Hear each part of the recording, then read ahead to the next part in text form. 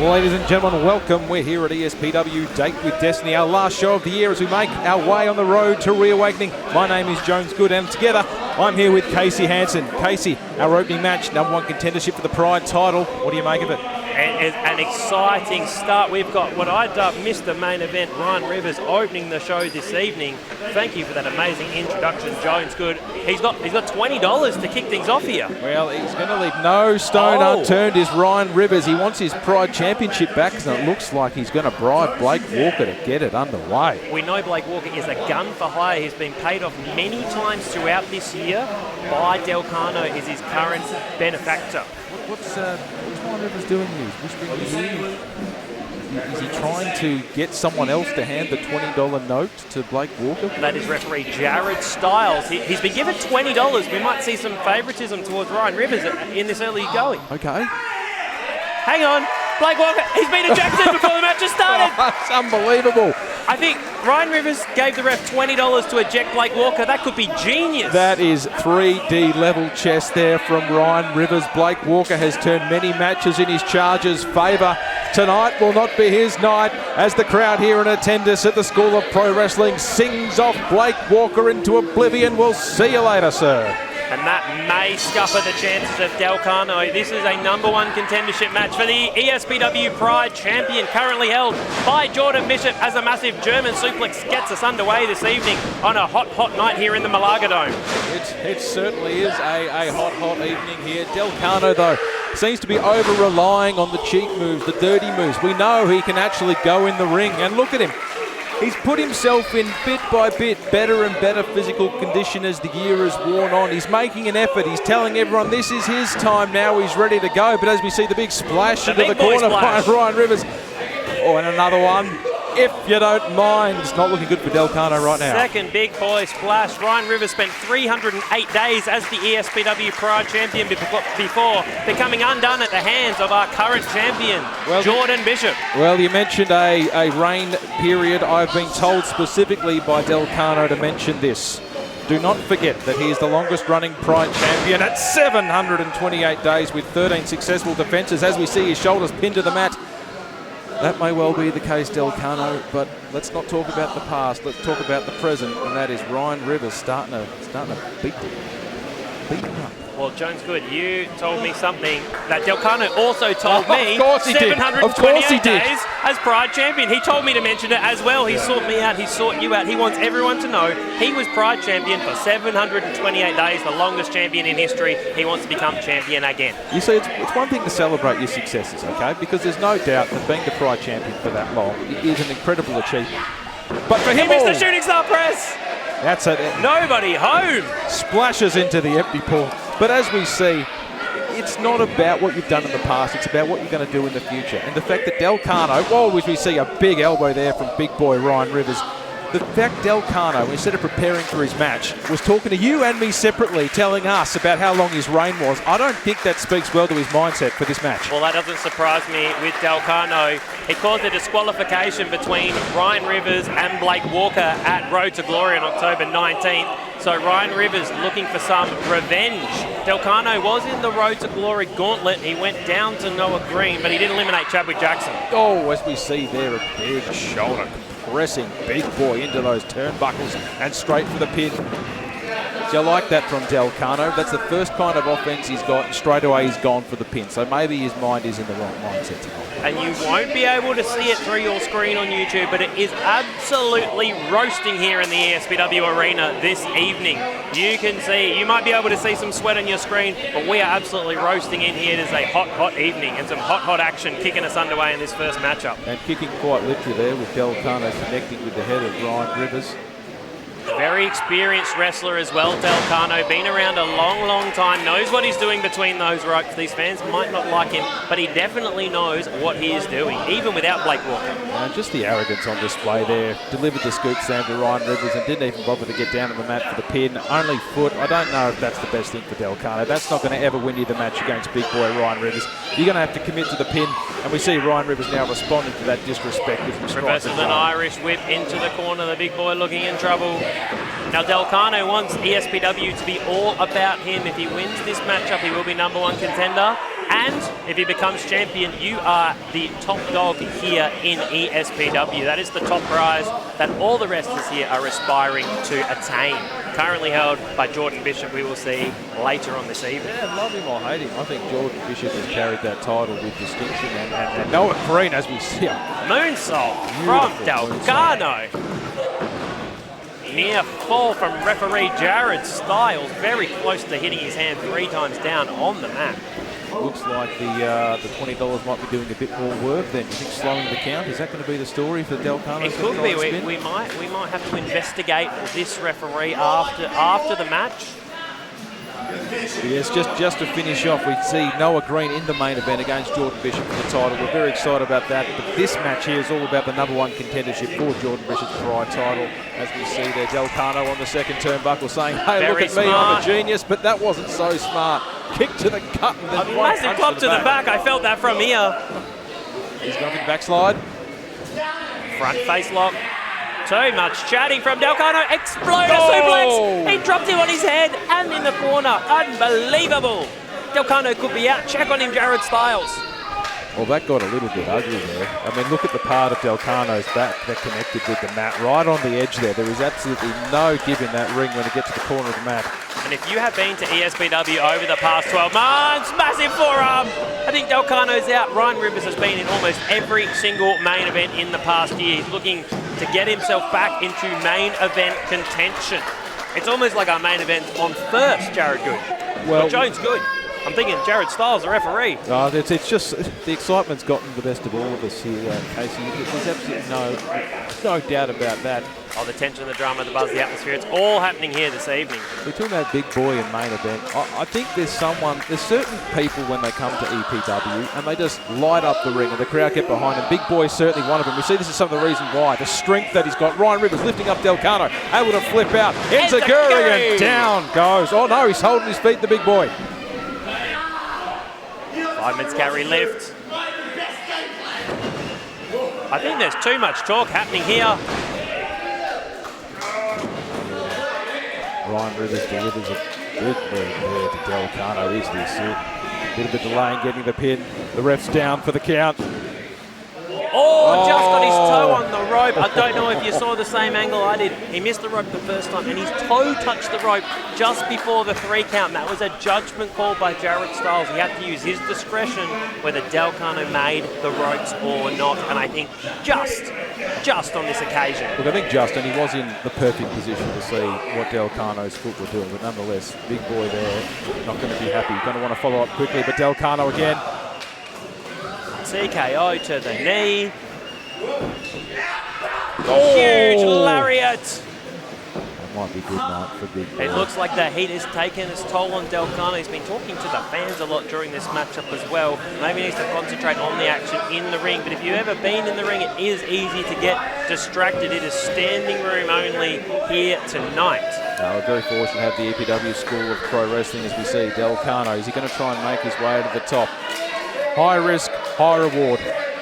If he hits whatever maneuver he's looking for, it could be. Oh, he's taking too long yet again. Palm strike from the big boy. Needs to spend less time talking and more time actually hitting some moves. Delano, that might cost him this match. We see him fighting out.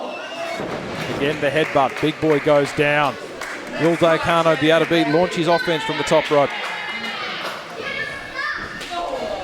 Delano known as an aerial specialist as well. There was a time when he was loved by these fans. Hang on, Blake Walker's out here. What is Blake Walker doing out here? He's been banned.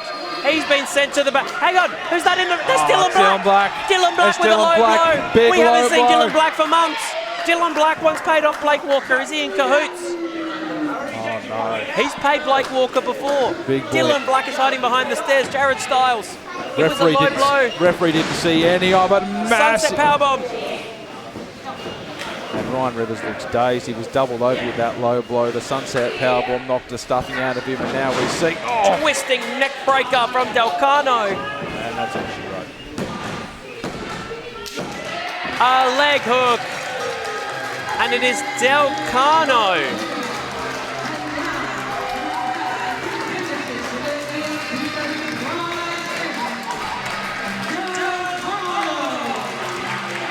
Delano is our new #1 contender.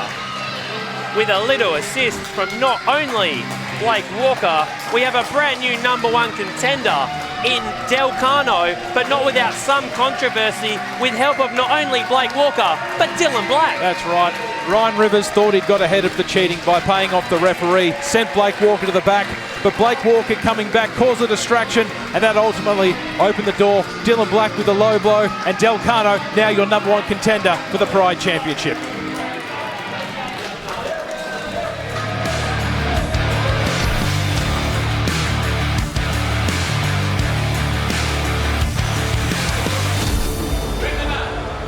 Good. We have our second match of the evening. Harley Hyde taking on a visitor all the way from Queensland this evening, Tessa Armstrong. Yeah, she's made an impact quite quickly in her career, Tessa Armstrong. She calls herself the Queen of Queensland Wrestling, and to be fair, it's probably fair enough. She has defended titles, she's wrestled across the country, and she's come here to the West tonight to face an incredibly difficult opponent in Harley Hyde. And Harley Hyde improving every single time that we see her in the ring. She was the 2023 Rookie of the Year, and in 2024 has continued to dominate here in ESPW. I can't really pick between the two. Tessa Armstrong, I did notice when she came out, she looked very, very confident indeed. No, she did, but when there's two opponents, always go with the hometown advantage. That might be a little bit of EPW bias, but it is what it is. Harley Hyde, though, you can see the strength, you can see the skill, and look at that, just Tessa absolutely bouncing off Harley Hyde. A brutal clothesline by Tessa Armstrong. That's it, as you see Harley Hyde throwing some offense of her own, but finally knocked down by Tessa Armstrong with a big back elbow, and down Harley Hyde goes again. Kick to the midsection, front face lock into a suplex. Brutal little suplex there. Harley, though, with the quick Just the kick out at one, I didn't notice. Maybe sending a statement to your opponent. A suplex is not going to get the job done against Harley Hyde.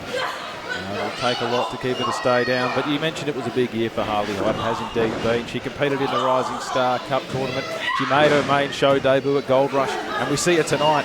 Big kick to the head against Tessa Armstrong. Is that going to be enough for the win?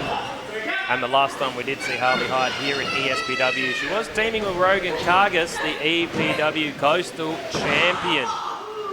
Yes, on that night. Lost a mixed tag match to Bruno Nitro and Edith Knight. Harley Hyde very keen to get back on the winners list. Harley Hyde who got pinned in that match. It was Rogan Kargas, the EPW Coastal Champion, who'll be putting his title up on the line at Re-Awakening 23 December 14th. Ooh, Harley Hyde working on Tessa Armstrong's arm. Hear that screaming out in pain. I don't know how much of that is going to come through on the cameras here on the video, but I'll tell you that for those in attendance, very clear Tessa Armstrong's arm is not a good way. A very, very full attendance indeed. If you are anywhere in the Malaga area, get yourselves along to these ESPW shows. And if you can't, watch along on the YouTube. If you haven't clicked a like down the bottom, if you haven't subscribed, if you haven't left us a comment, please do so now, because Harley Hyde is in control. And we have an action-packed evening this evening. Oh, we certainly do. Harley Hyde again. She's in control. She's in control completely of that arm. She's a very methodical competitor as well. She likes to slowly dissect her opponent. She's pulling the hair. She might be throwing Tessa Armstrong off her game plan. A very, very strong striker as well.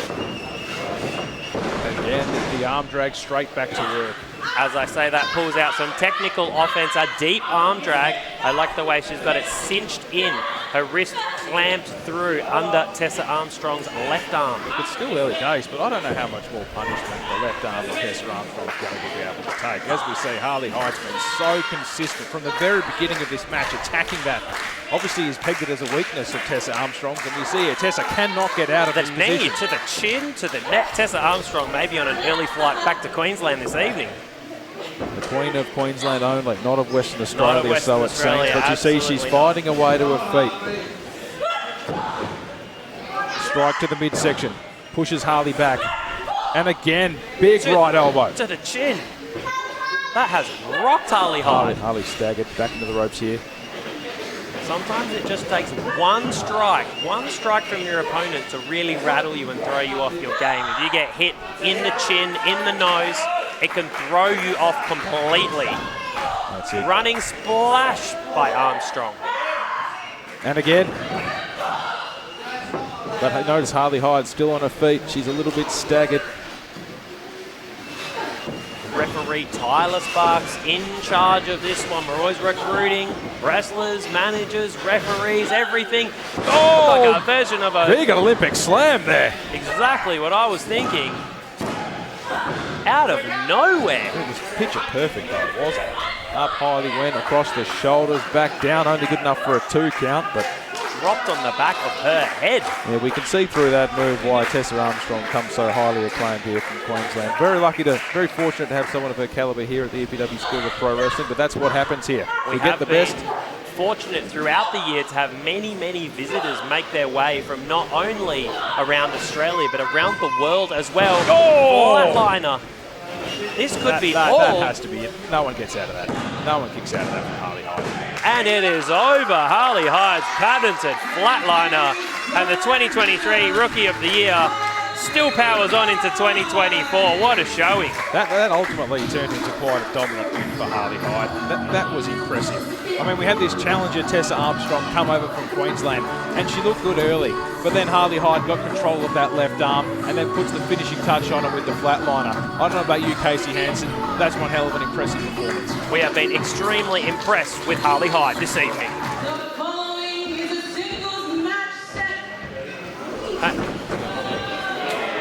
Hang on, what is happening? Why is Riley Parker in the ring? Jones Good, what is happening? There was no entrance or anything. He wasn't welcome out here. He's just made his way out here. Was he even scheduled to compete? Chili is our ring announcer. She has a job to do. I'm not letting this continue anymore. I am not going to be treated as a joke in my own company. I am Riley Parker, and I am the Explosive Professional Wrestling Professionalism Committee President, and I will be treated with respect. I think he forgot his own title. So I want anyone in What is the Professionalism Professional President Committee President? I want a serious wrestling match. So anyone, as long as they're not some silly debutante and not some person they get from interstate, I want a homegrown EPW wrestler now. Oh, he was humiliated by Stella Nix at the last show. Hang on, the lights are out. Hang on, we've been seeing these messages for months and months. Here we go. Who could it be? I'm looking forward to this reveal. Who has Riley Parker called out? We've got the countdown here. Time until impact. The crowd here at the ESPW school are Get in ready. full voice. The countdown reaches 0.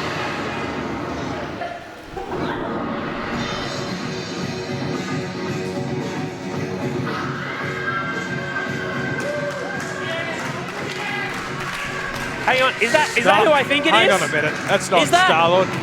Yes! Jack Edwards has returned!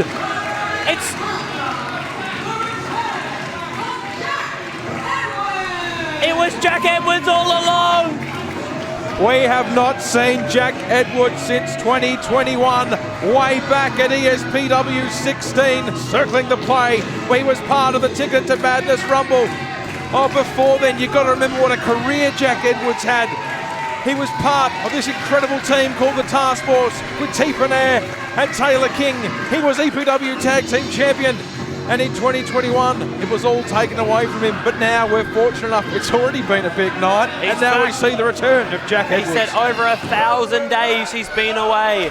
1,000 days! And certainly popular here amongst the crowd here at ESPW. It's just good. They are very, very keen to have him back here this evening. On a personal note, it really is good to see Jack Edwards back at EPW. Maybe it was Jack Edwards' date with Destiny that he would return. To be fair, one small reward for Riley Parker was that he didn't make the semi-finals of the Rising Star Cup, but apart from that, he has been not on the right track for the rest of the year. Well, look, he's been demanding to be taken seriously, but if he wants to be taken seriously, Riley Parker, this is the exact kind of opportunity he needs. Now, yes, Jack Edwards is more experienced. You didn't know Riley Parker did not have his first match in EPW until after the last time we saw Jack Edwards. Okay, Jack Edwards might have the experience edge, but you're fresh, mate. This guy's been away for 2-3 years. What did you say, 1,000 days? Over 1,000 days in his previous video. He said, I've been away for 1,000 days from his home. So I believe he's calling EPW, ESPW his home. And the fans are happy to see him. Yeah, well, welcome home. But although, does that put pressure on you if you are not victorious? What would that do to Jack Edwards if he did not emerge victorious? I think that's a fair question. Right there you see the stakes of this match. You've got Jack Edwards needing to prove himself after all that time away, and Riley Parker begging for an opportunity. Well, here it is, son. Let's see what you've got. Now, I remember against Stella Nix, Riley Parker spent so much time talking, I think he distracted himself. One-footed dropkick to the chest. He looks all fire, Jack Edwards. European uppercuts. Tell you what, he's looking fit and firing. Jack Edwards. Riley Parker, very smart from Parker. Yeah, unusual from Parker. Bit of speed, bit of wild. That's roll through from Edwards. Another European uppercut. Oh, that struck him clean across the chin. Riley staggered, and now Jack Edwards going for the suplex. Oh my goodness, bit of a corkscrew action there. That could be over. It's over.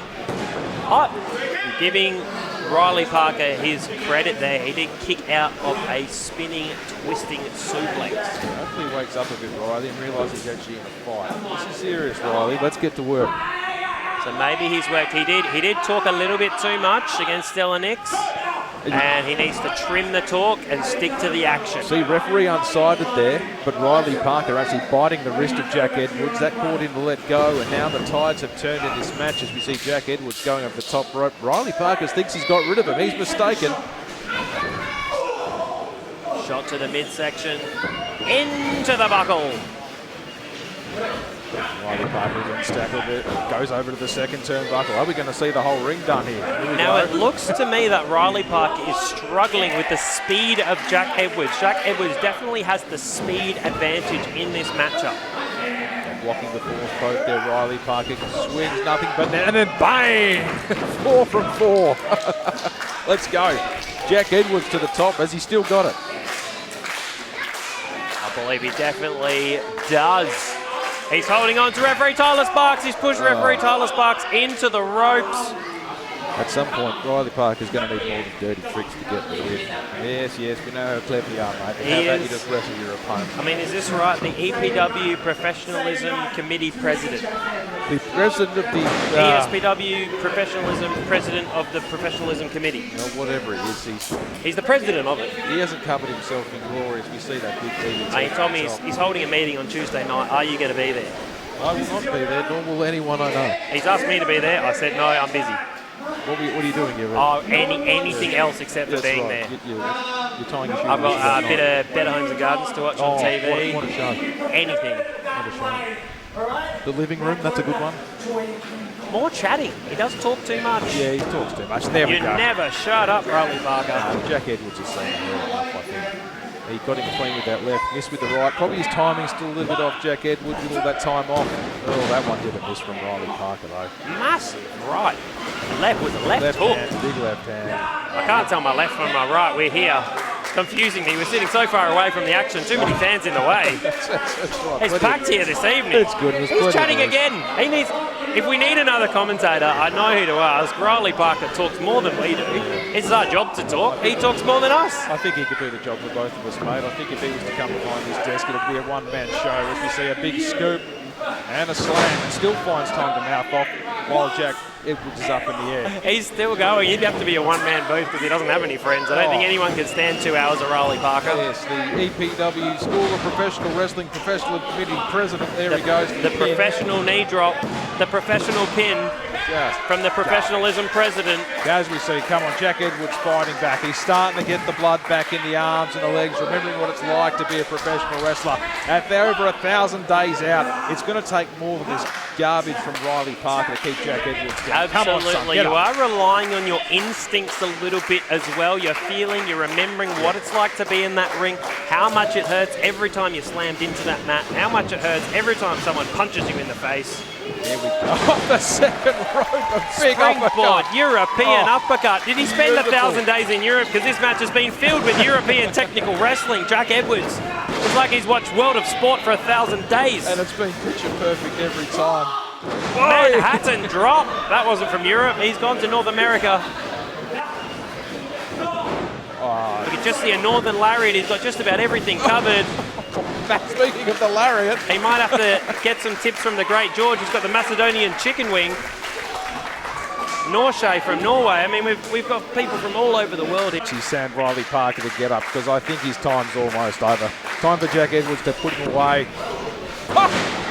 Handspring cutter! That's it, Jack Edwards. I believe he calls that the Midas touch.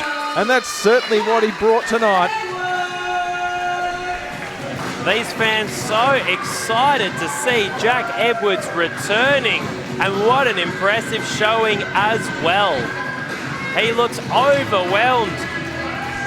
A mystery was solved. After 1,000 days, it was Jack Edwards. Hang on, we got someone in the ring. Ryan Allen's in the ring. Ryan Allen's behind him. Massive clothesline. He's mad. What's This man Ryan is Allen mad. doing out here? Ryan Allen has lost it. I've known this man for over a decade and he has completely lost his mind. Absolutely ridiculous. What is he doing out there? Jack Edwards has been out for over 1,000 days. This is his big return. He finally gets the win over Riley Parker. What the hell is Ryan Allen doing out here? Ryan Allen probably upset he was not on the show this evening after defeating Gavin McGavin. The referee goes down. He defeated Gavin McGavin. Yes, come on, But McGavin. contentious circumstances, he thumbed him in the eye to get the victory and knocked him out with a Reaper's Scythe. Allen deadly with those kicks. Not catching Gavin McGavin underwear. As we Right see. arm from Edwards. Yeah, bit of revenge from Edwards, well deserved. I mean, McGavin was just here watching this evening, Oh. saved by Riley Parker. Well, I'd like to see these four throw down because that was. I think it might take more than Riley Parker to remove Ryan. Remove Ryan. Now stay away from me. You've gone mad. Stay away. He's Stay away. completely lost it. Hang on. He's Don't let him completely near the lost it, microphone. Ryan Allen. What's he doing? Where is security? This is it. Where's Blake Walker?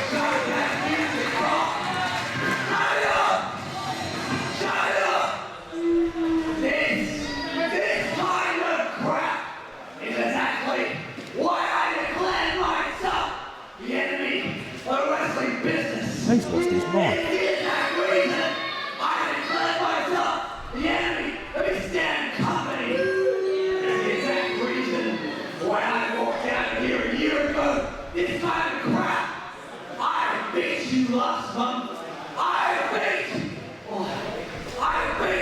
a former EPW champion, and how am I graciously rewarded?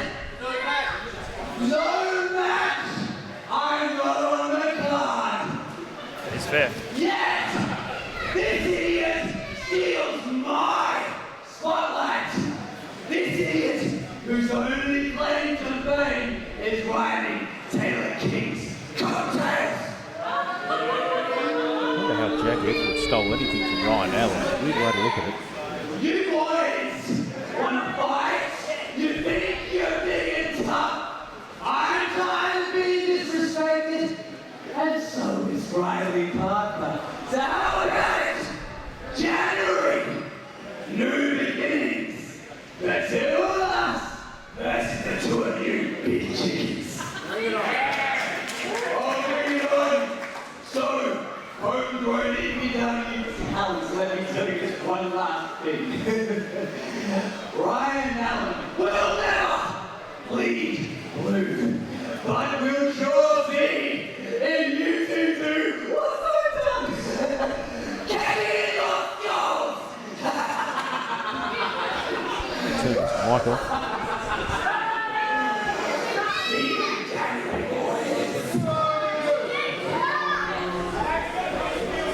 Ryan Allen really ruining Jack Edwards' moment here.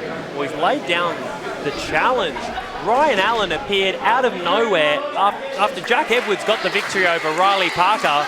And Ryan Allen has challenged Gavin McGavin and Jack Edwards to a tag match alongside Riley Parker at New Beginnings in January. I think it's safe to say that the challenge is going to be answered by Gavin McGavin, and the challenge is going to be answered by Jack Edwards. Looking forward to the first match of the new year.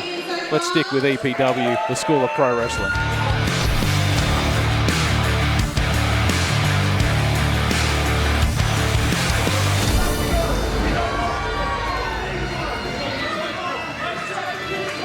Hang on, there's Harry with a huge dive onto Elijah Henry on the entranceway. I think we've started here early. Chris J. Lazarus, what's Chris J. Lazarus doing out here? I don't know. Chris J. Lazarus has staggered over fast here. And furious. Chris J. Lazarus ruining our broadcast here. It's Harry versus Elijah Henry. It's the House of Free Spirits. I'm trying to call a match. We've got Chris J. It's complete chaos out here. The bell's gone. We've got the House of Free Spirits. CJL will meet Zenith at Re-Awakening 23. We've got to win the invitational tournament. This CJL. This is a match between Harry and Elijah Henry. I'm trying to call it. Can you please Harry's leave? at the top rope. Harry going for the Tokyo Splash. He was taken out by Elijah Henry at Road to Glory. I'm trying to yell over CJL. He's trying to run Lariat. Oh. Lariat. I'm not sure why Elijah Henry would align himself with CJL to say he's right here. I've got to cover my mouth. But CJL's not going to help anybody. I'm trying to. I've got it. CJL is distracting Jared Good here. I've got a match to call. Brainbuster from Elijah Henry. Now, Harry won the Super Smash Royale. Calm down, Jerry. Calm down. I'm calling the match here. 2-2-2. Let's go. My man Elijah Henry, my good close personal training partner Elijah Henry right now is making an example of the House of Free Spirits here, Kevin. I don't know if you know this. It's Casey Hansen. He is doing an absolute dinner to Harry. Look at him. It's Harry's not got nothing in the ring anymore. Harry, he's going to kill it. Roll through, roll through. No. Oh, jeez. Harry won the Super Smash Royale night 2 of Game Over. I don't know if you know, but that was Massive slut. This was Harry's choice of match. Harry could have chosen any match. He could have chosen the Pride Championship match. He chose to face Elijah Henry, who took him out of the Road to Glory Gauntlet. Hidden blade! Hidden blade! God, he got it with the hidden blade, baby. It's all over. It's all over, Billy. Billy, it's all over. Is that not enough? Is that not enough? Why is he slapping my mouth? Jared Styles, stop the match. Oh, Harry, you're a joke. You're an absolute joke. Stop it, Harry. He's the Rising Star Champion. It's right here. What is that? Look. Second hidden blade. Oh, that's right. Well, in what I could only describe as a shock. Some of the least value-adding commentary I've ever had the displeasure of hearing as CJL brings his sorry carcass back into the ring to congratulate his charge, Elijah Henry.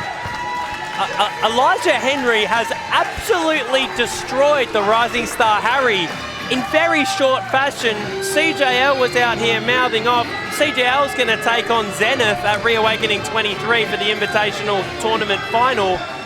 But I'm still amazed that Elijah Henry was victorious in such short time. It was brutal fashion against Harry. We know Harry's tough, but he's not tough enough to withstand the onslaught from Elijah Henry. And CJL just keeps making a disgrace of himself. I'm looking forward to Hyde and Zenith taking him apart and becoming the future holder of the Re-Awakening.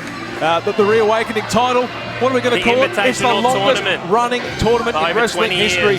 He's going to win at the Invitational Tournament. Otherwise, looking forward to CJL being shut up. Yeah, so I'm too flustered with CJL.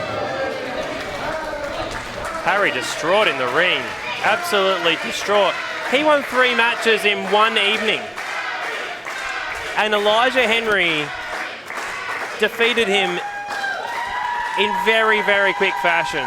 Yeah, Harry here showing his toughness, and it has to be said that up until this point, the relationship with Harry, the House of Free Spirits, Coach Zenith, the great George, it really has greatly benefited Harry's career.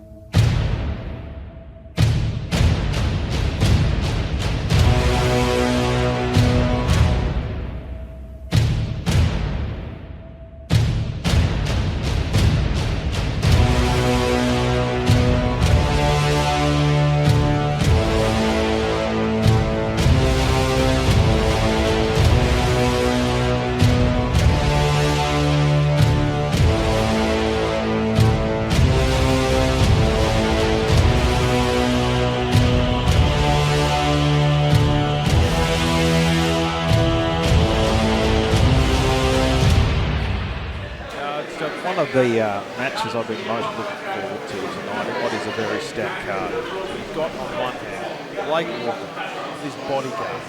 See him in tag matches, but now he's stepping out on his own. Contrast that to Felix Young. He's going into Re-Awakening to challenge for EPW gold. And we know he's one of the hardest hitting wrestlers to ever walk through these doors. This is going to hurt.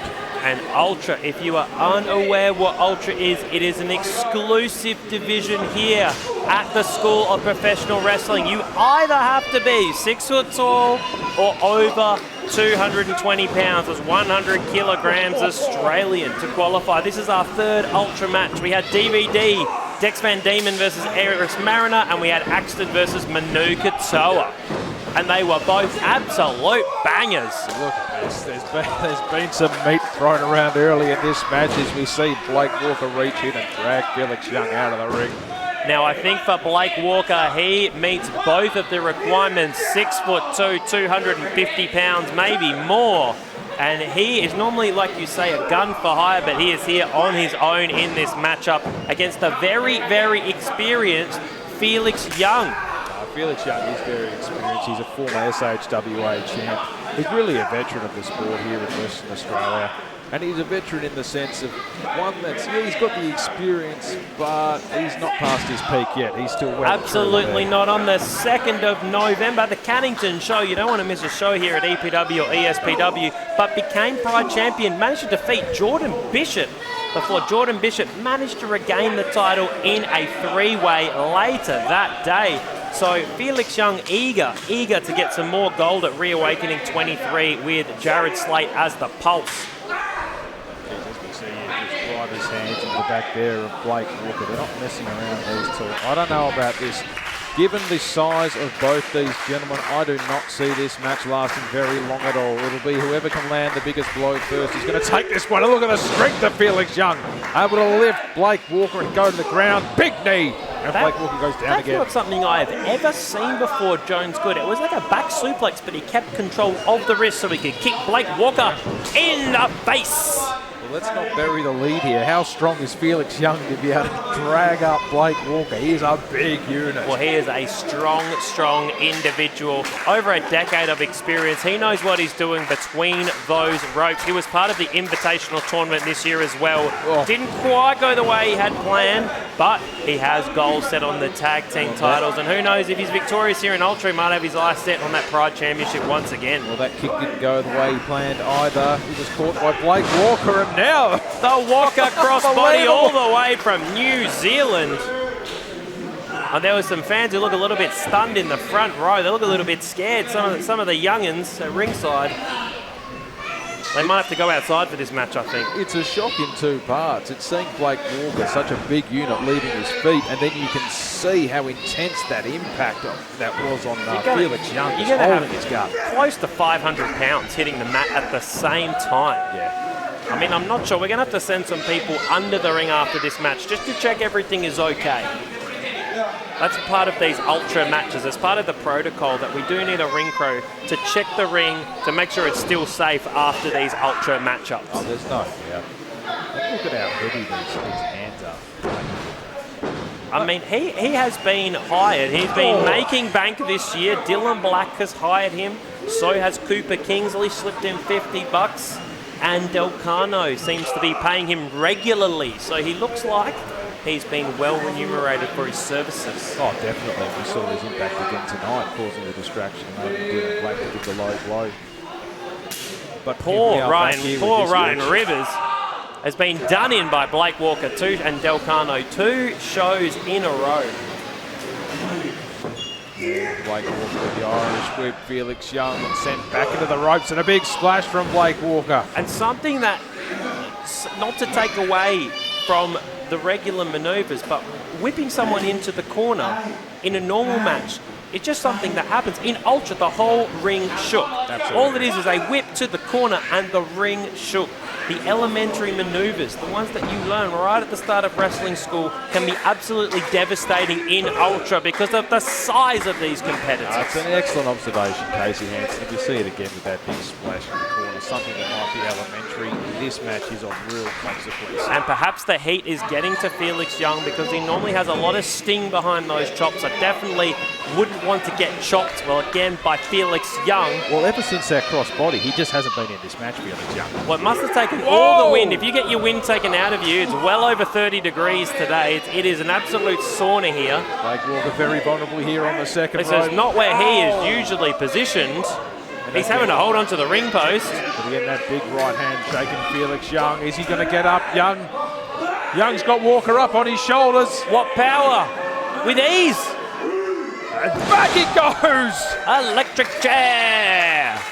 That weight from that height being driven into the mat. Blake Walker must is be winded and his head smashed the mat from a long, long way up. He was over 12 feet in the air. He's going to need some time here to get the air back into his lungs, the feeling back into his body, because Blake Walker would be absolutely rattled after falling from that height. We do need some sort of giant fan over the ring in these Ultra matchups, especially when it is so hot this evening. It's warm as we see Felix Young there with the elbow. Is Blake Walker going to trade back? I heard him too. He said, come on, big fella. He's a big fella, even bigger than Felix Oi. Young. To the chin. Here we go, Felix Young. I was about to says say right precise. Blake Walker didn't feel it, but then he grabbed his beard. I think Blake Walker's feeling it. Oh, big impact with that right elbow from Felix Young. Blake Walker stands through it and sends back one of his own. Here we go. I saw that sweat fly. I hope you could pick that up at home on the YouTube.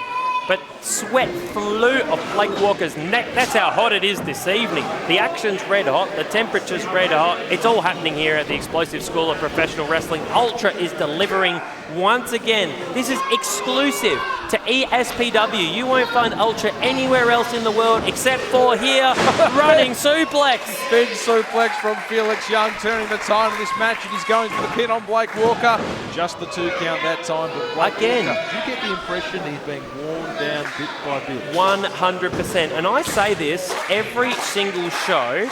I see something I have never seen before. I've been watching wrestling all my life, and I still see moves I have never seen before every single time I watch an ESPW show, Jones Good, and that is amazing. I thought I'd seen it all. It is a testament to the talent of the people that walk through the doors of the EPW School of Pro Wrestling and the people that continue to teach here. And we see Blake Walker springing over the top of Felix Young. Are we watching it? Is this the big boys match or the luchadors? This is unbelievable. Did he just roll into the ring over the top rope? Yeah, you could not. I was looking at you. I saw that out of the corner of my eye. I thought I was seeing things. No, you could knock me down with a feather of seeing that. The athleticism that's been on display by Blake Walker here has been something of a surprise. But I tell you Young's what, been kicked in the face. Yeah, and that bang, another scoop slam. It wasn't just the regular scoop slam. We had him in the slam position, and he threw him into the middle of the ring. Don't know if you caught that. He didn't just slam him. It was a throwing slam. An excellent observation, just getting that little extra bit of power and a little bit of extra wear and tear, a bit of offense on Felix Young. You can tell Felix is feeling it. And Shot arm lariat. Ultra is delivering.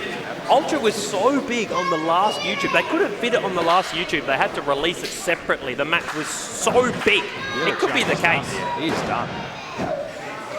Felix Young digging very, very, very deep. Here I was thinking Blake Walker was looking a bit tired, a bit ill, a bit like he'd had enough of this match, and all of a sudden he's back on top. And it's Felix Young's turn to look like he's had enough of the heat.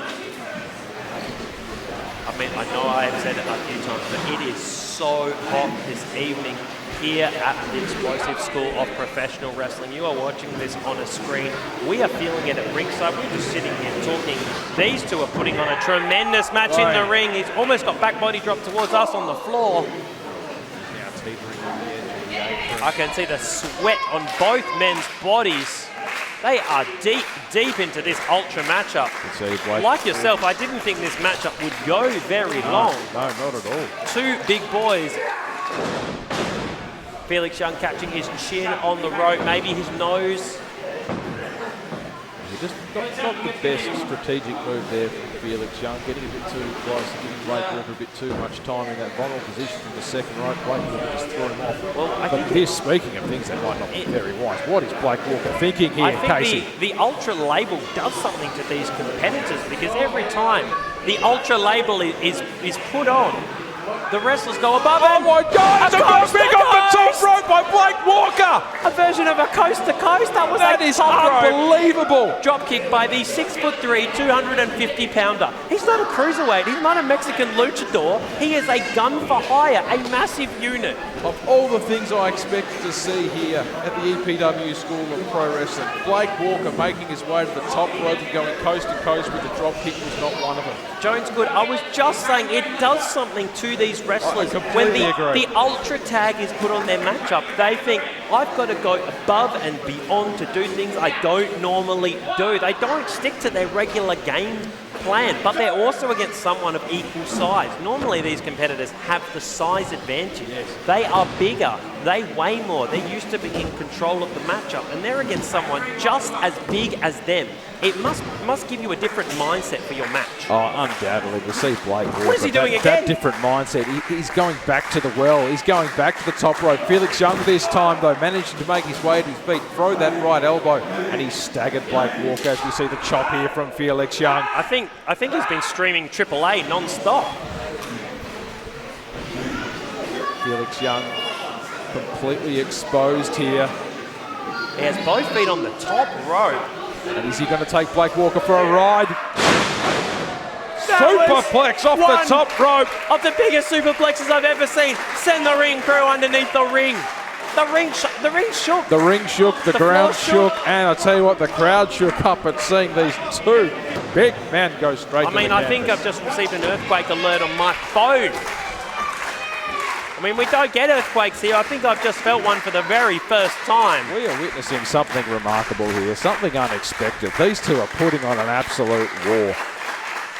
Again, Ultra is not only meeting expectations, but exceeding expectations. No, it's completely true. Completely true. Forearms from Felix Young with a third now. No, stopped by Blake Walker. Is this going to be the choke slam for the win?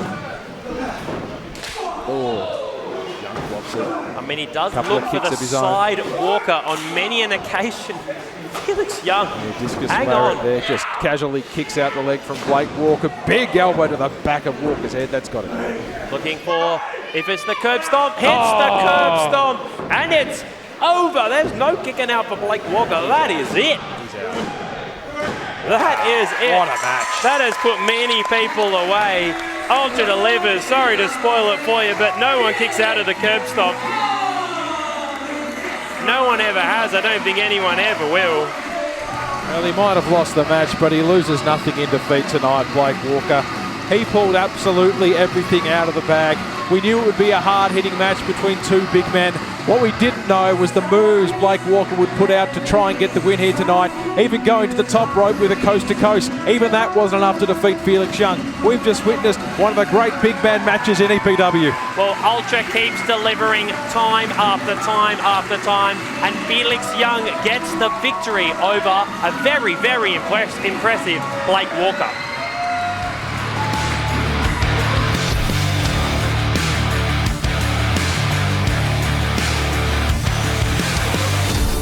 Has been on a mission. He's been on a mission to find the next generation of talent here at EPW, and he's here on a mission to put that next generation to the test. The great George is a fan favourite. We all love the great George, but he's more than just a favourite. He's a bloody good wrestler. Now he gets the ultimate test against the godfather of Perth professional wrestling.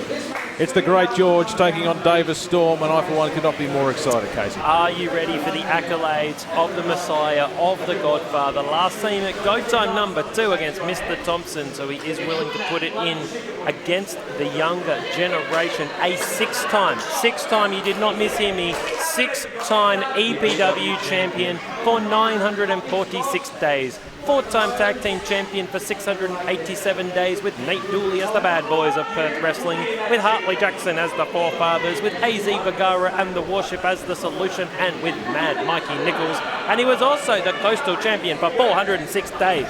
And it barely got started. That's right, Casey. I mean, if we were to go through all of Davis Storm's resume, we would still be here well after the end of the show. As we see, a beautiful way to start this match. A good-natured handshake between the great George and Davis Storm.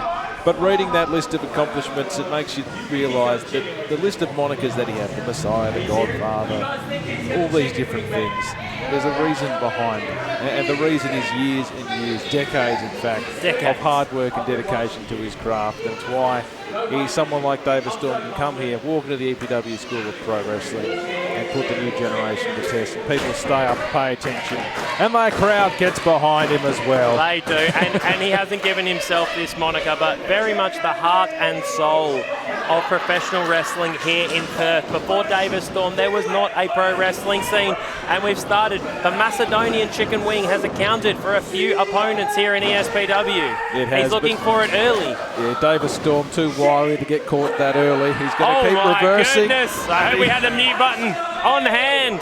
We've got Zenith at ringside. If you get a shot of that, he is wearing the 80s phys ed teacher shorts, which may lose him. He's working with children. Check, but let's focus on the action in the ring. Yeah, we'll get a close-up on the action in the ring, not on what Nathan Zenith is wearing, as we see their beautiful little arm drag. European uppercut from Davis Storm. What a clean European uppercut. He looks in tremendous physical condition. Now, the first time I saw Davis Storm wrestle in person, November the 2nd, 2002, against Jimmy Payne in the main event of Re-Awakening 1. And we are days away from Re-Awakening 23. That was 23 years ago. That was 2002.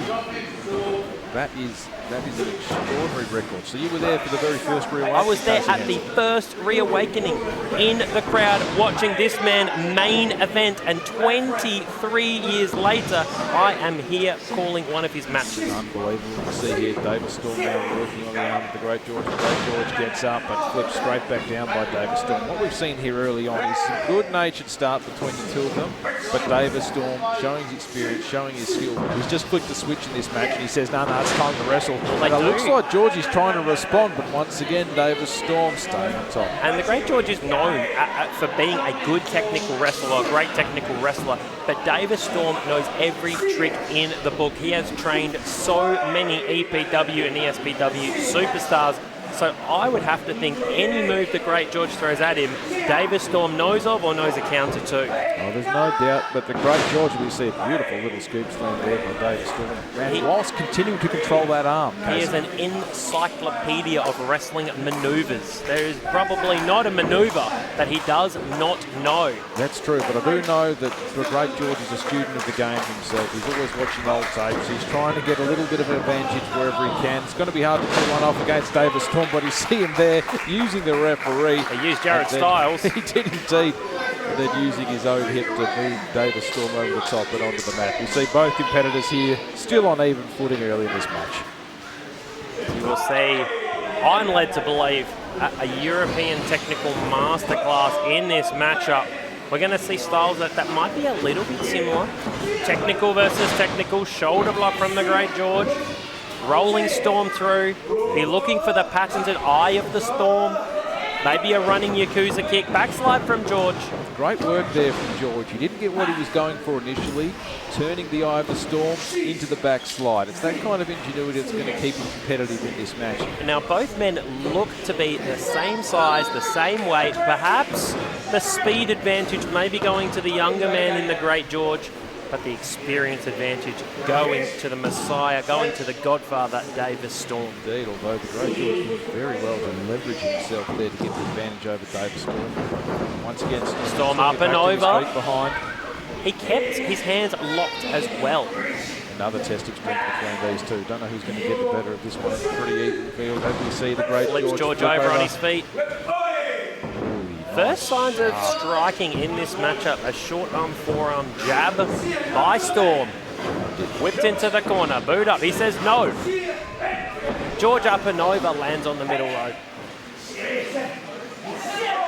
I mean, what must be going through the mind of the Great George facing one of the very, very best that EPW has to offer? Well, drop kick from Storm. Clearly, he lost a little bit of his mind at that point because he hadn't got to the point where David Storm was going to be down long enough for him to showboat on top rope, and that's what we saw. David Storm used that little distraction and capitalised. And we know we have seen David Storm go in matches go a long time. I remember, I'm thinking back in the vault around 2011, going a 30-minute draw with Jamie Jura. There's a blast from the past for you. And also his nickname, the Iron Man, yes, for having a 60-minute Iron Man match. So he is known for having some of the longest matches in EPW history. You see here, targeting the hand. Oh, and a big kick to the back of the left elbow there of the Great George. You see, look at the face of the Great George. So we could be going home very late this evening. This match, I didn't hear a time limit be announced on the way out here.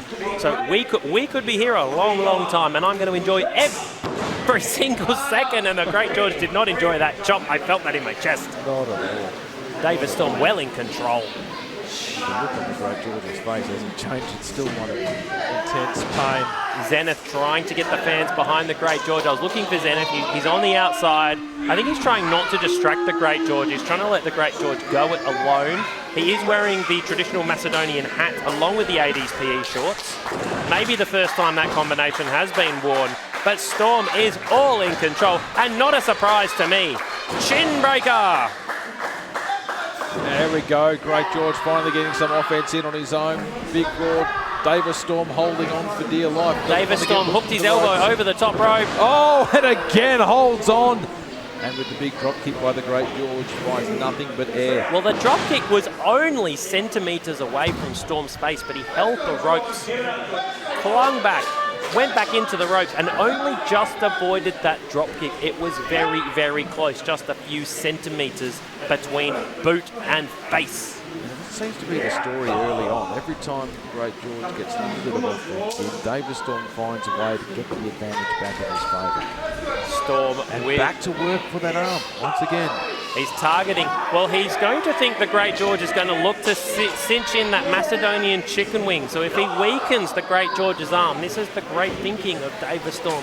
If he weakens the Great George's arm, perhaps he can't put on the Macedonian chicken wing to its full extent. And I think that is the only way the Great George could submit David Storm, putting on the chicken wing at 100% efficiency. Oh, absolutely. It would take a hell of a lot to get a talent like a David Storm to submit. But we see here the Great George fighting back. Repeated chops to David Storm. Was that a headbutt or a shoulder tackle? It may have been a little bit of both. Either way, it was incredibly effective. But remember, David Storm straight back to the game plan. Once again, that left arm of the Great George is getting absolutely destroyed. Sometimes you're just going all out on offense. A clothesline, a shoulder block, it doesn't matter. The Great George is down.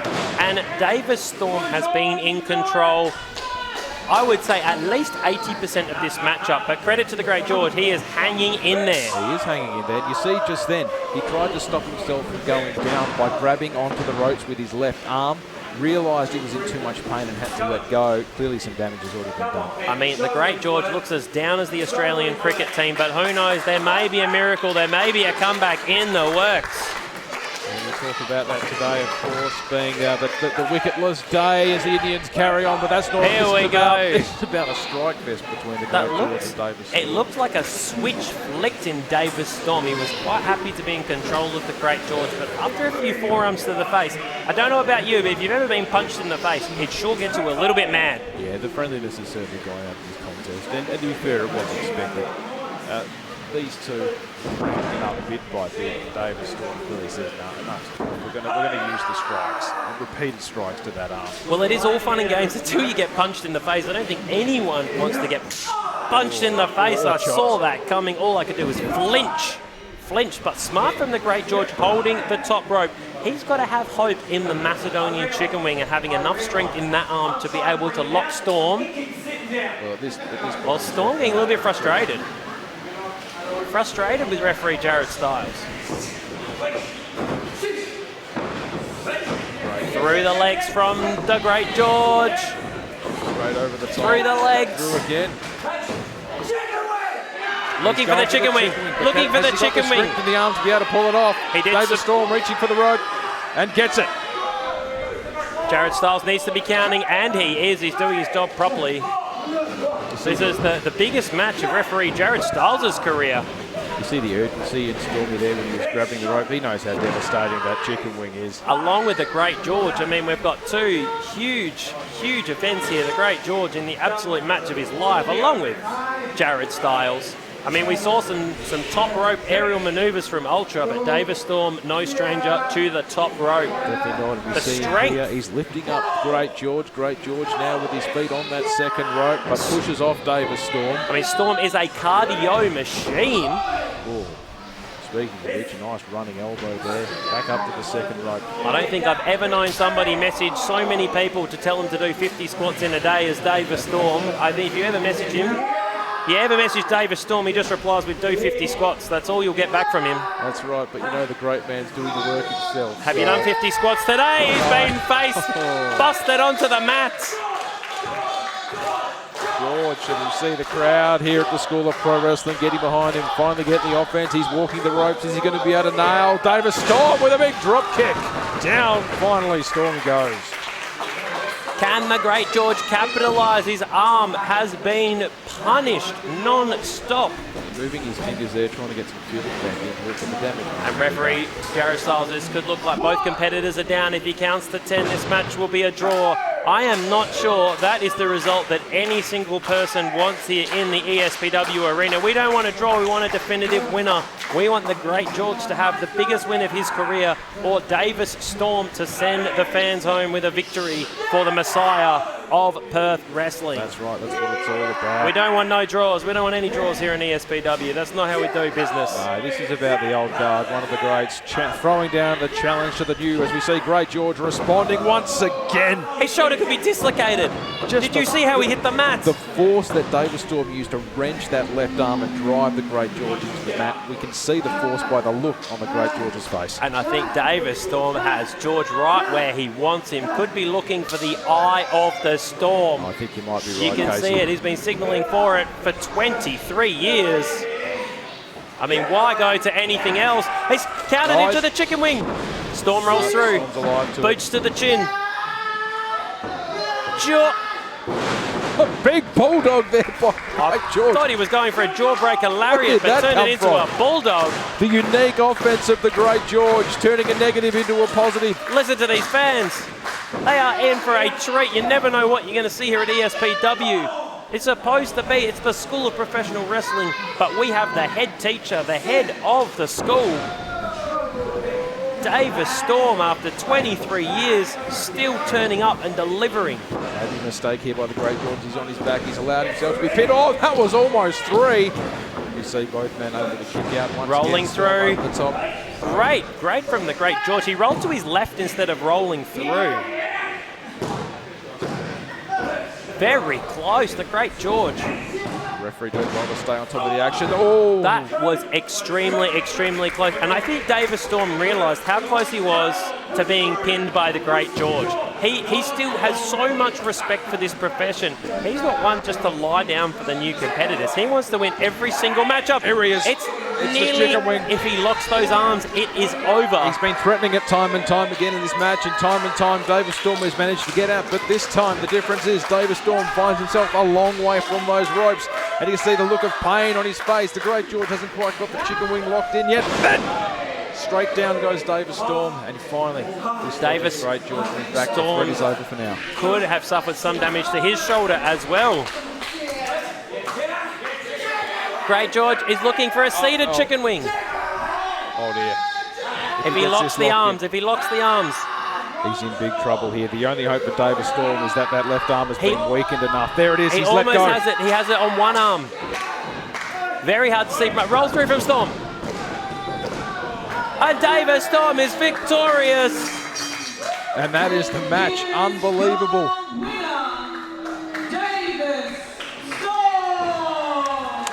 What a performance from both competitors. That was an incredible finish, and there you see the skill, the talent, the wiles, the experience of Davis Storm.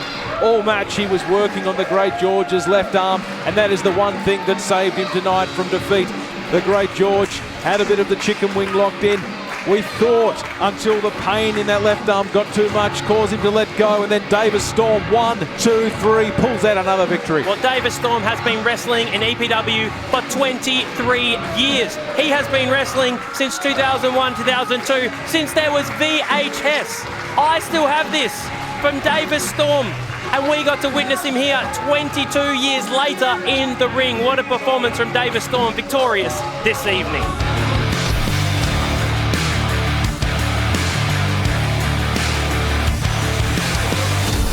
We are on the final stop on the road to Re-Awakening, and that night could not be bigger for both of these two men. Lucas Fantasia taking on his old partner, Mikey Broderick, former tag team champions, and Broderick just turned to them. They'll go one-on-one. But Tyler FN Jacobs, he'll be wrestling his last ever match, Casey. His 23-year career is coming to an end in just over 3 weeks' time. He has one last showing here at the explosive School of Professional Wrestling. We have seen him around for most of the year. He was in the EPW Invitational Tournament. A lot of the matches took place here in ESPW, and also had quite the rivalry with Mr. Thompson, defeating him in an epic schoolyard brawl at Game Over Night 1. Check that out on the YouTube. But tonight he is taking on Lucas Fantasia, who has his own match, like you said, against Mikey Broderick at Re-Awakening on December the 14th. So it'll be a very useful tune-up for both those competitors, because both have everything on the line at Re-Awakening. And tonight, both in singles competition. Lucas Fantasia, not quite as used to that format as Tyler FM Jacobs. And not just because of the experience gap, but of course, Lucas Fantasia spent the last few years in tag team action. A massive chop by Jacobs, returned by Fantasia, and Tyler Jacobs will enter the ring one last time against James Hartness. So both competitors cannot afford a loss here, need to go into Re-Awakening with some momentum. Geez, these chops are 5 foot savage, I can tell you that for free. And also we know Lucas Fantasia has the absolute biggest, hardest, most aggressive slap in the industry. If you get hit by that, you will know about it. I'm glad you said slap.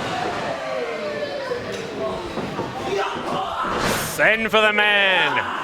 Fantasia is on fire here on Jacobs. He is on top of Jacobs. He is on top. Jacobs fighting from the underneath. European uppercut. Referee Jared Styles needs to take control. Oh, hang on! A shot to Yambag City. We saw that earlier on in the evening, but Jared Styles did not see the low blow, and that just proves to me that Tyler Jacobs will go to any lengths. Well, he's going to need to. Like I said, this match is a tune-up for Re-Awakening. And what has Tyler Jacobs got waiting for him? James Hartness. James Hartness. Now, we talk about different styles of wrestling, right? James Hartness is the one that's going to know how to use the weapons. He's going to bring the pain. He's going to bring the violence. That's him, East London Ultra Violence, and there's no doubt. I think it's like Tyler Jacobs is fighting a version of himself in James Hartness. Well, that's it. There's no doubt that there's no better suited opponent to that style than Tyler FM Jacobs. It's going to be a bloodbath. You know, could it possibly, dare I say, maybe a more hardcore version of himself? Is that what he's got to prove at Re-Awakening? That may well be a fair observation, as we see here Tyler Jacobs raining down blows on Lucas Fantasia, and he's going to need to be very careful here because the referee almost got to the 5 count, and he does not want to get himself disqualified. We have Tyler Jacobs, 2-time EPW champion, 4-time tag team champion as well, so many accolades in his illustrious career. Known for many years, I'm going to drop it in there, known for many years as FN Carnage, and morphing into the Tyler Jacobs you see before you this evening. That's Tyler FN Jacobs. Yep, still carries that moniker in his middle name. It's a fitting tribute to where he's been and where he's going, as we see. Backdrop there on Lucas Savage Fantasia. Backdrop. His head bounced off the mat like a basketball. Get the and again. Send for the concussion protocol. Jared Styles, please check on Lucas Fantasia. Yeah, both times Lucas Fantasia immediately grabbing the back of his head, which has just been driven to the mouth by Tyler FM Jacobs. And you see the offense continues on Lucas Fantasia. Big fist to the back here as we see Lucas Fantasia spin out a backstabber. Backstabber. I've heard Fantasia, a big fan of the film The Never-Ending Story as well. And why is that, Casey? I'll leave it to viewers if they've ever seen The Never-Ending Story. Fantasia, a very big fan, I've heard.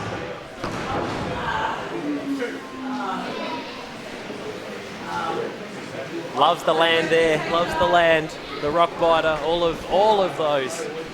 All the characters, the big snail man. But Fantasia in a lot of trouble. Well, Casey, I can't say I have any vague clue what you're talking about, but I do know that this match is developing into an absolute banger. We've got arms, fists, elbows being thrown Occasionally, and exchanged here. I like to drop in a little Easter egg for about 1% of the audience. But Tyler Jacobs in control. He's 23 years of experience. And Lucas Fantasia experienced as well. Not 23 years, but he is absolutely no rookie between the ropes, former tag team champion. Well, you've got to remember that where he got his start was here at the school. There's no better place to learn and develop your craft than right here. And Lucas Fantasia's been in the system, and as you see and as we've already noted, it's got him to the point where he's already seen championship gold in EPW. And it can be an opportunity sometimes to return to the School of Professional Wrestling, get yourself on the YouTube as well, show the younger competitors what you're all about. He stomped him into the mat. I thought it was just a boot up from Jacobs, but he followed through with the boot and bounced poor Fantasia's head off the mat again. Styles needs to go in for a concussion check. Great observation there, Casey. I think the other thing that happened was that Fantasia absolutely committed to charging into Tyler F.M. Jacobs and trying to deal out some damage. And then when Tyler Jacobs managed to get that boot up, Fantasia was just not ready for it. And then bang, well, I think that's a good strategy from Fantasia because he's definitely the quicker of the two. Oh my goodness, he avoided disaster. I thought Fantasia was about to be powerbombed through the ring, got clearance by just a couple of centimetres and flipped Jacobs through. Jacobs more of a brawler, loves the hardcore style. Fantasia is faster. He's charged in again. I think he needs to go for a different strategy. It has not worked from him on 2 occasions, and this could be running powerbomb. Oh, wow. Unbelievable. How did Fantasia kick out? It was on the far side of the ring. I thought it was over. Looking for his patented curb stomp.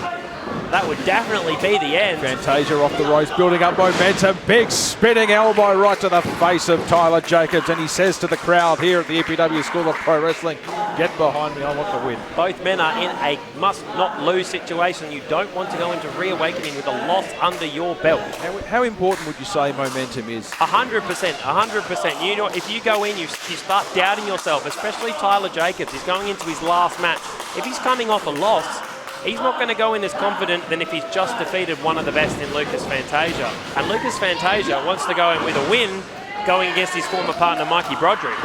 Once again, momentum, multiple clotheslines on Tyler Jacobs. He's looking rattled, he's looking a bit shaken, but he's still made his way to his feet. Lucas Fantasia again into the corner. Finally gets that offense. Now we'll see what happens. First you don't succeed, try and try again. Back elbow. Savage. Creative.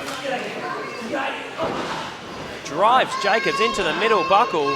I'm not sure what he's doing here. Scoop the legs up. Jacobs on a bed of the middle rope. Baseball slide. Where this is going.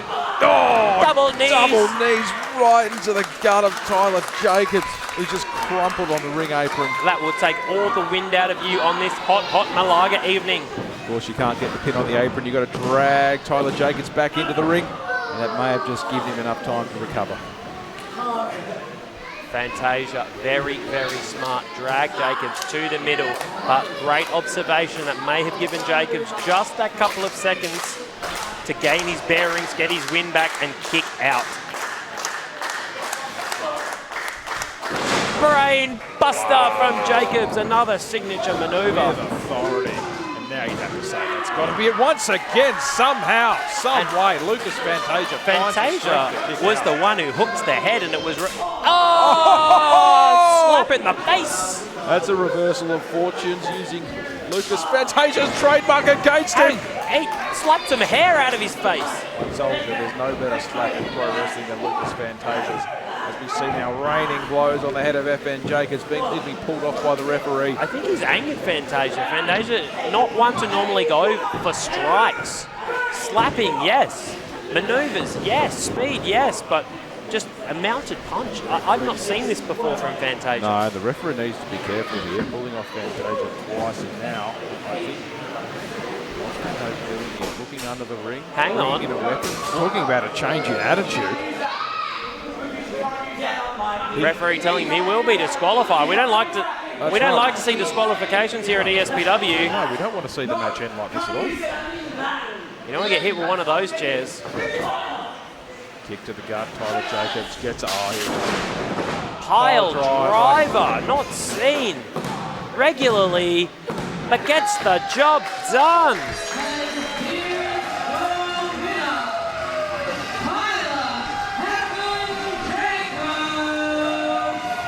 Well, it looked like the match was there for Lucas Fantasia to win, but he just went to a place he didn't need to go, and that was under the ring to use a weapon.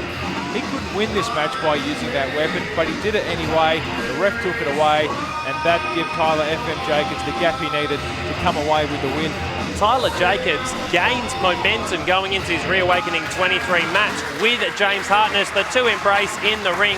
A great showing by Lucas Fantasia, but it is Tyler Jacobs who gains the victory with the pile driver.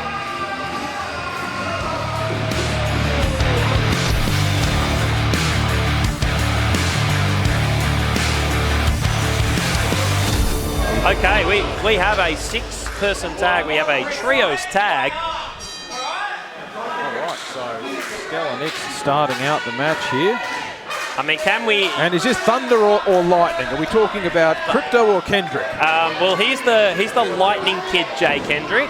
So I reckon he is the lightning in thunder and lightning. Very frightening. Well, not frightening right now because Stella Nix just had a knee imprinted on The his only head. thing frightening is Stella Nix in this matchup. She frightens me. Oh. Standing moonsault. Man. We saw the Lightning Kid make his debut here in ESPW against the Warboy Dustin Connors and put on an impressive showing. Has also been getting some more experience at the Cannington show as well. Was actually victorious in a battle royal, so you don't want to get yourself down when you see EPW around at the beer festival, at the Cannington show, pop up all over the place, and sometimes it's a chance to gain more experience and come out with a victory. No doubt, but he's going to need every little bit of experience that he has to come close to being able to take on the Don and Target. The Don, multi-time EPW champion. Target, an incredibly accomplished wrestler in his own right. He's held singles gold as well. These have to be, and I don't want to exclude Stella Nix here. She's come in and has added a bit to this group. I guess what we've seen with D&T is that they lost the EPW tag titles at Hell or High Water, and since then it could have gone one of two ways. They could have fallen apart, or they could have banded together and kept fighting for gold. And I think they've done the latter. I think they have come together, as we see. Over goes the Don. The Don's got caught in something that was in Connor K's tights. Oh. Connor K from Queensland, I'm going to call him. It's a bit of alliteration going on there. Yes. The Don choking. We've got referee Jared Stiles out again. I think we're down a referee this evening. Yeah, I think one's called him very late with a bit of sickness. We normally have a few more referees. You see Connor K now looking quite... Oh my goodness, using Stella Nix as a weapon, did the Don. She's a weapon of her own on the microphone. She got booed out of the arena. She did. And what do we think of Connor K's tights here? Resplendent lizard green. They are a very, very good lizard green, but he is in trouble. We got Chris Target, who hasn't even taken his cap off yet. But still, he doesn't need to be tagged in to get his offense in, as we see him choking Connor K here on the apron. Jared Stiles getting distracted now. The Don knows every dirty trick in the book. I'm glad he can't hear me from here. He better not come find me when this comes out on YouTube. But he's tucked it in his own tights. But he knows every trick in the book. He is a former multi-time EPW champion, multi-time EPW tag champion, along with this man, Chris Target, who has been tag team champions on more times than I can count right now. He's been tag team champion for thousands of days. And here we see one of the basic principles of tag team wrestling, isolating your opponent so they can't get the tag in, but they've messed it up this time because here comes Crypto! Is this the thunder in Thunder and Lightning? This is the thunder. This is what the people have been waiting for. Can you hear the thunder? He can certainly feel the boot of Chris Target. Target's not running and he's not taking cover. Way! Drop kick. That's it. Take the wind out of Target. I think that's the way. In comes Lightning. It's all happening here. Lightning and Thunder. Thunder and Lightning and Konake from Queensland. Double hip toss. They're fast, these two. Boot to the shoulder. He's had injuries to that shoulder before, Chris Target. Rolling Crypto. The rolling Thunder from Thunder out of Thunder and Lightning. Can you believe it? That's what the people want. They want Thunder. I'm looking, if there's not a blue Thunder Bomb in this match, then I want my money back. Very impressive. We've seen Crypto for a bit of a cup of tea in the Super Smash Royale earlier in the year. Pounds from the Don. Double stop from Target. It's all happening here. Absolutely. Look left, look right. Oh, look left, you look right. This is why they're such an effective team, the Dog and Target. Don't worry about playing by the rules. Worry about getting the job done. Stella Nix has just sent Konake to the outside. He's on a Qantas flight back to Queensland. If we're not careful, this thing is going to be thrown out. There's so much chaos happening around the ringside, but now Target getting back on track and back on top here. We'll see a 2 count only. DNT will be in action for the EPW Tag Team titles at Re-Awakening, and the thing about DNT, you don't know which 2 of the 3 are going to turn up. They're all 3 are going to turn up, but which 2 are going to be legal in the match come Re-Awakening? What combination? That's what's always dangerous, the ref's getting squashed in the corner. Crypto ducks under Target, hits him with a back elbow. Clothesline there on Target in the corner. Target now reversing it. Irish whip. Up and Target's gone around. Very smart from Target. Yeah, good move by Target. Oh. Crypto cutter. But again, straight in. Stellanic's not worried about the rules. I don't think she made a tag, did she? Come on, she Garrett Styles. She is not legal. She is not legal. Konake from Queensland, he's come back in. He's paid the entrance fee again. DDT. Big DDT. One of my favourite Stellanic's memories of the year. She got a swirly in the Winter Warfare match. Rolling Death Valley driver from the Don. I'm calling it the Don Valley driver. Another Don Valley driver. Look at the intensity Don brings to the ring. Good luck, Konake. Konake is done. Jay Kendrick. Hold on. Elbow. Splash. This is too much to call. This is wild action here. All sides of the ring. All this has impressed me. We've seen a lot tonight. I believe we're into about an 8th matchup. Here's the Queensland trumpet. Oh, trying to use it as a weapon. Stella Nix. Spin kick from Nix. She was victorious over Riley Parker the last time we were here at ESPW. I've been very impressed with Crypto though. He's impressed me in this matchup. He has not had many matches to his name. Don choke bomb though. That could be the end. That has seen the end. Hang on. This is shining running knee. I thought it was a shining wizard. It just turned into a knee to the face. And Target covers with his boot. DNT are your winners. Oh no, Nix has got the mic. Crypto has crashed. Cut her off. Oh dear.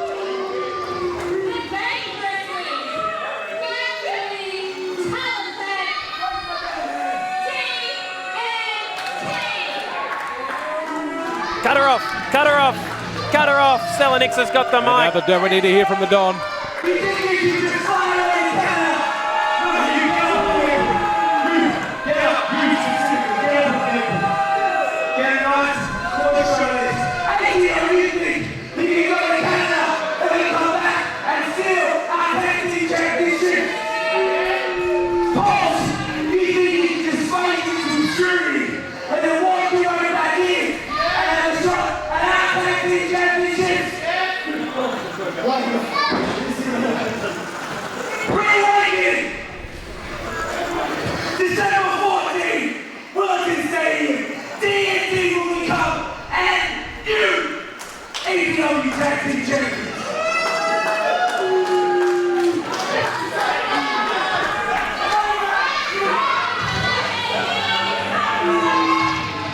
Well, we see there the Don laying down the law. We're talking about 3 of the best teams in EPW.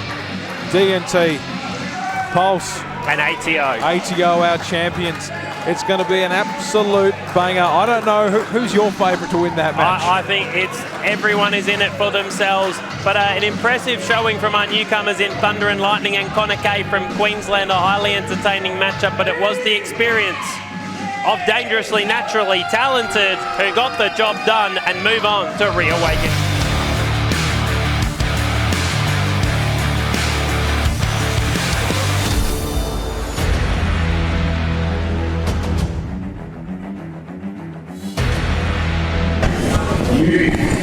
You are red hot. I've been watching, all eyes everywhere are on you. Enjoy our last. Because speaking from experience, the moment you achieve your big dream, the toss of your smile like a flame of the month.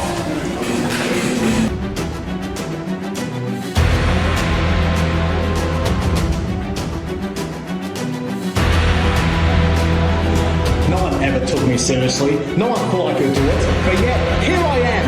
Perfect 10th Pride Champion. No1 Greene, you think you have a chance after your 2 losses against me? Fat chance. Game over tonight.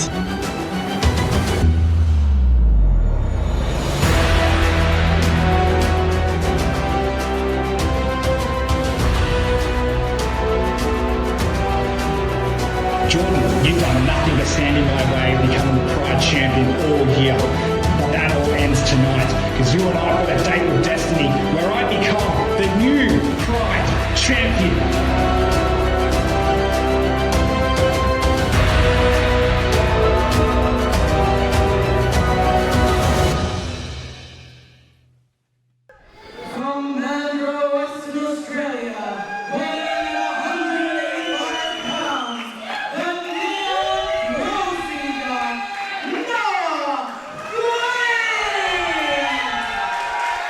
Huge reaction from the fans for the Neon Thrill Seeker, No1 Greene. And his opponent, he is the perfect 10th champion and your current ESPW Pride champion, Greene and Bishop!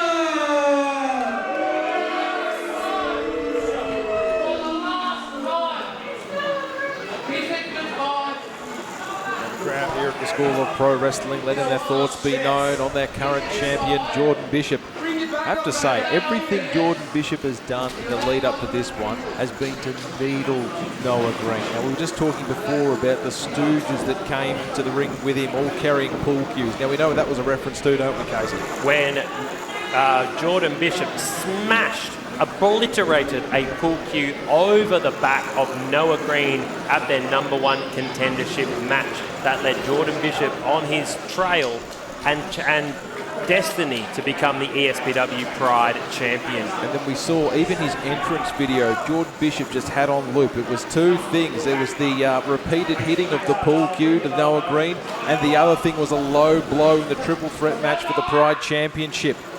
Absolutely, alongside Ryan Rivers, and it was Jordan Bishop who hit No1 Greene with a low blow and pinned him in that triple threat match. No1 Greene has not forgotten.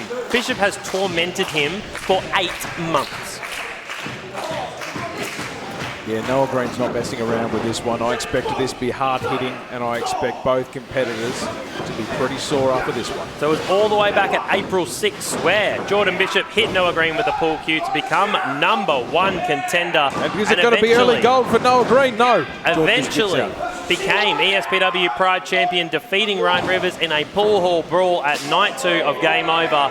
July 6th he became champion, relinquished it ever so briefly to Felix Young 21 days ago, but managed to recapture the championship later that day. So he is the perfect 10 and perfect 12th champion 21 days he's been the champion. Geez, Noah Greene letting his frustrations all out on Jordan Bishop.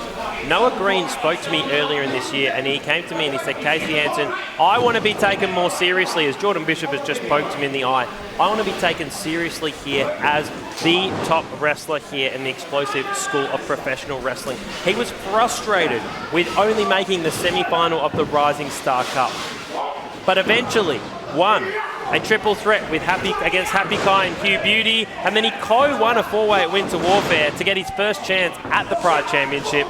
Massive dropkick. Greene is on fire, and then he won the Road to Glory Gauntlet October 19th. Let's see, the thing about Noah Greene is there's a lot of people talk about, oh, I'm frustrated, oh, I want to improve. Oh, beautiful discus lariat there by Noah Greene as he Going to go up the ropes, one of his signatures, into a suplex. Again, that is unique to Noah Greene. I've never seen anybody else execute that maneuver. It's just we see so many people complain about, oh, I want my time, I want my opportunity.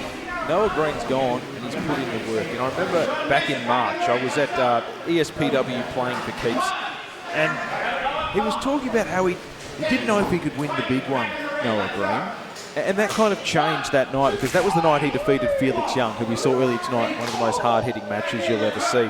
And he went on a tear ever since in 2024. He had big wins in ESPW 35 over Hugh Beauty. Yeah, Happy Kai, yes. 36 against Blake Walker and Yes. Manu Kotoa.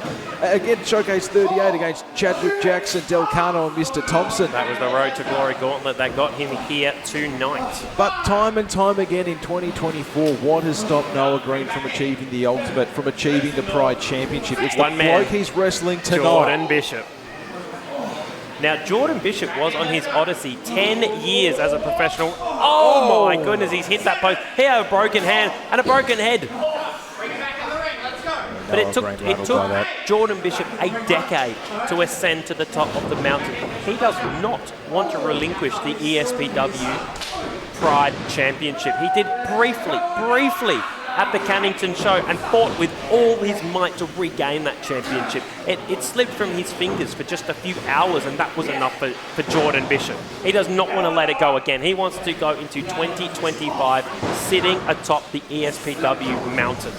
You see Jordan Bishop here going for the pin, and that's the thing. I mean, you can criticise the way Jordan Bishop goes about it in terms of the way he's just been needling Noah Greene, but at the same time, it's that level of aggression, that level of antagonism that has led him to the top here at the Explosive School of Pro Wrestling. And I think there's a lot of frustration in Jordan Bishop as well.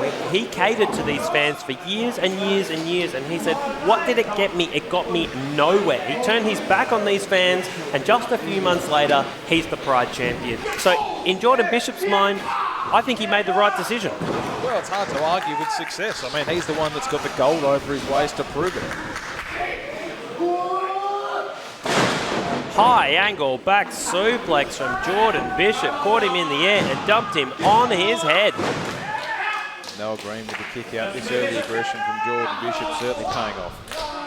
And Jordan Bishop is probably not one single person's favourite wrestler here that is watching tonight, but he knows what he is doing between those ropes. I want to say like him or don't like him, whereas most people don't like him, but he knows what he's doing. That is why he is in the main event, and he has been in main event after main event in the back half of 2024. Well, that's right. I mean, like him or not, it doesn't really matter. I doubt Jordan Bishop cares. What he cares about, he says the measure of you is whether or not you're the person holding the title, and that's him right now. So he doesn't care if you don't like him. When you hold the gold, you hold the power to call the shots. Very sharp sidestep there by Jordan Bishop to avoid the drop kick. Sliding clothesline. Follows it up with the sliding clothesline.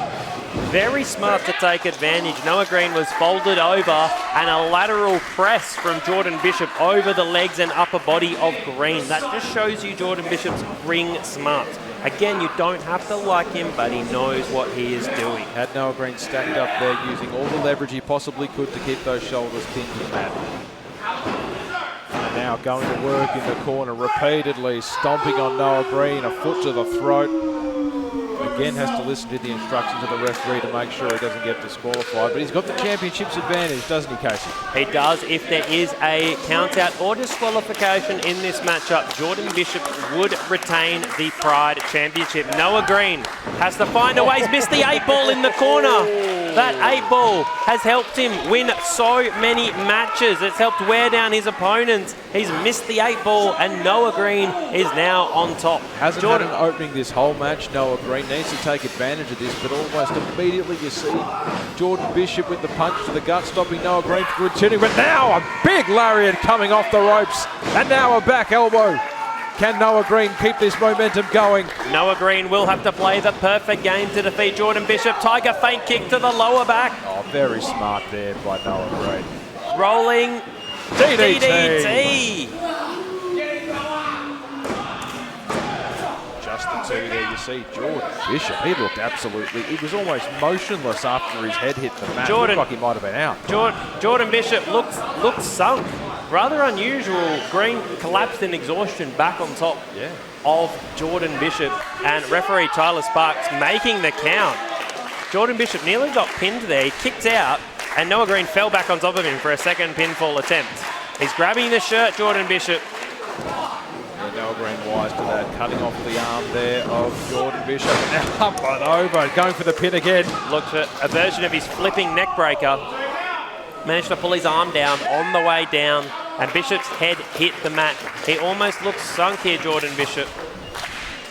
Well, sometimes to win it all, you've got to risk it all. That's what Noah Greene's doing right now, ascending to the top rope. The crowd here behind him. Big splash onto Jordan Bishop, and is that it? Is he the new Pride champion? Just shoots the shoulder off the mat.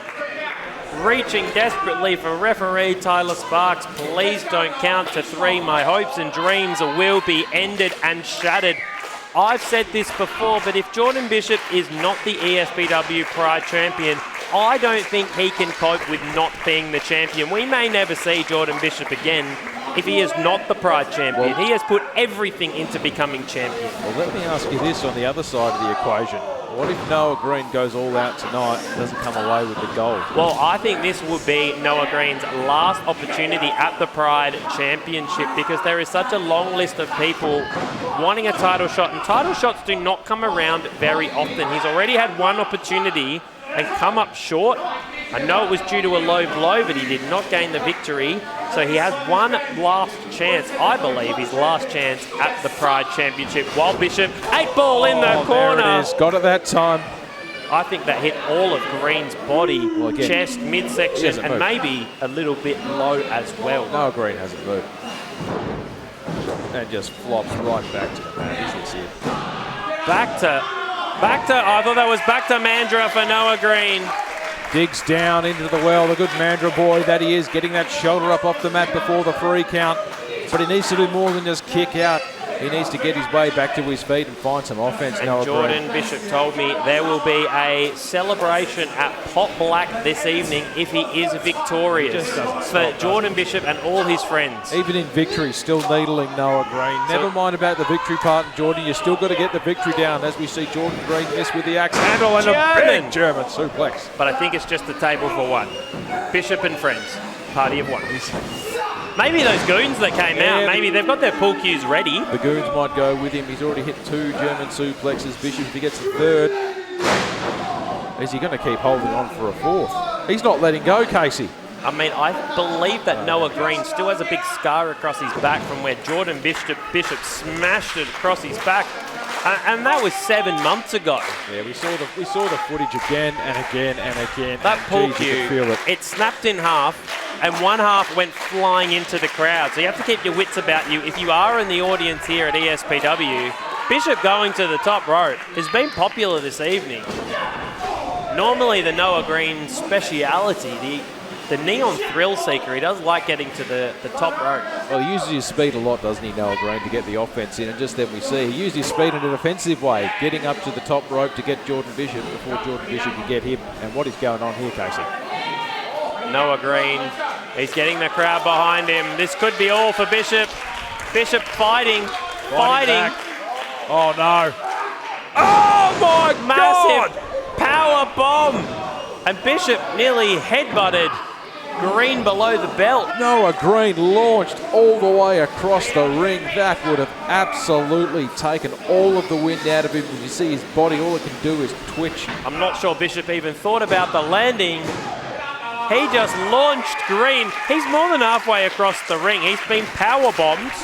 Somehow, some way, it must be running through Noah Greene's mind. He hasn't been able to win the big one just yet. He's been fighting all year for this opportunity.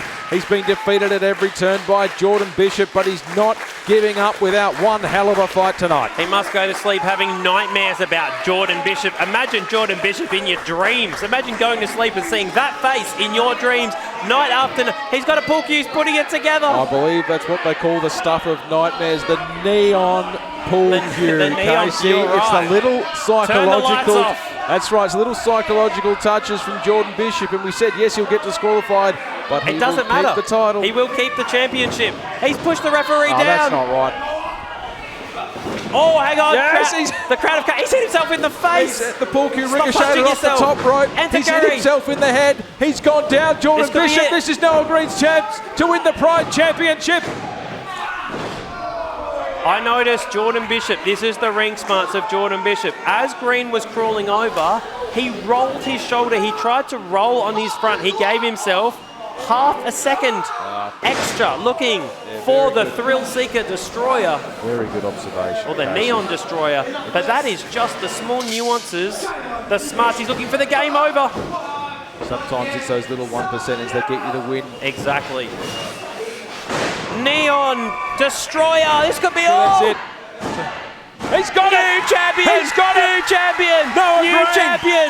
Noah Greene is your new ESPW Pride champion. All of 2024, Jordan Bishop has needled this man. He's done everything he could to keep him down. He's used weapons. He's hit him low. But today, Noah Greene, nothing can keep him down because he stands before you, your new ESPW Pride champion. It is retribution for months of torture. Absolutely. Noah Greene has become your brand new ESPW Pride champion after 8 months of torture at the hands of Jordan Bishop. He is sunk.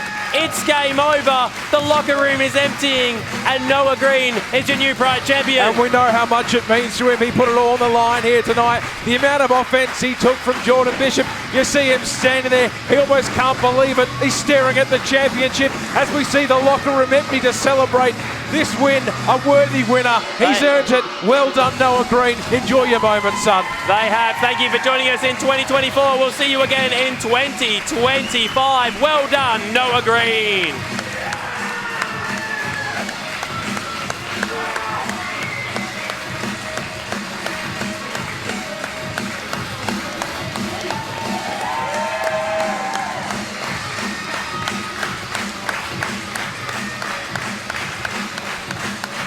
This has been Good and Hanson here with you this evening.